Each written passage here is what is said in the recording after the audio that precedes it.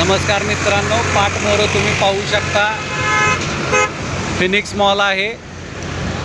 उत्तरेला विमाननगर जो रस्ता आहे त्याला लागून त्याची ही एक्सटेंडेड इमारत आहे.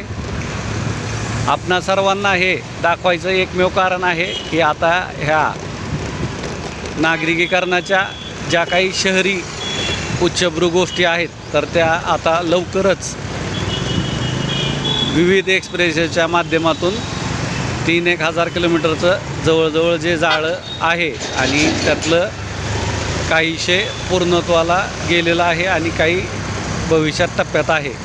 तर नवनगरांद्वारे म्हणा किंवा खाजगी वेगवेगळ्या पर्यायाद्वारे तर आता मुंबई पुण्यामध्ये ज्या सुखसुविधा जागतिक दर्जाच्या पुरवल्या जातात त्यात आता एक्सप्रेसवेच्या माध्यमातून चौपोल्याला आणि वे साईड ॲम्युनिटीजला आपल्या सर्व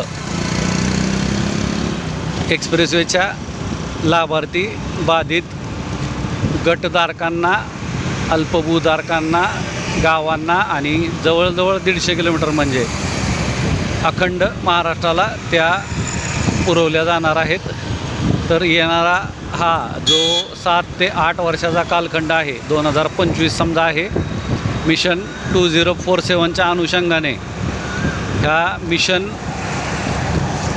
2029-2033 हे अत्यंत महत्त्वाचं आहे.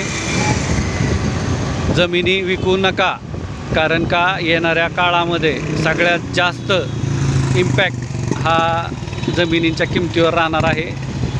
अक्कलकोट असेल 7 लाखांपासून 44 लाखांपर्यंतचा जवळजवळ 6.5 पटीचा प्रभाव तिथल्या गुंतवणूकदारांनी, जमीन मालकांनी पाहिलेला आहे. लगोलग तुळजापूरचं आत्ता शनिवारचं अपडेट असेल किंवा रविवारचं पंढरपूरचं असेल. तर सगळ्यात महत्त्वाचं एकच सांगणं आहे, गाफील राहू नका, गहाळ राहू नका, फाजील आत्मविश्वास बाळगू नका. कुठल्याही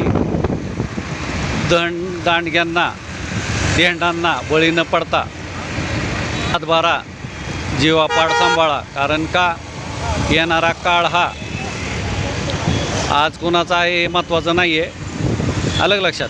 पण येणारा काळ हा निश्चितच सातबाऱ्यामुळे शेतकरी, भूमिपुत्र, कष्टकरी आणि जमीन मालकांचा म्हणजेच या कृषी प्रधान समजल्या जाणाऱ्या देशात ह्या कृषक समाजाचाच असणार आहे. याबद्दल कोणाच्याही मनात कसलीही शंका असण्याचे काहीच कारण नाही. एकच आहे की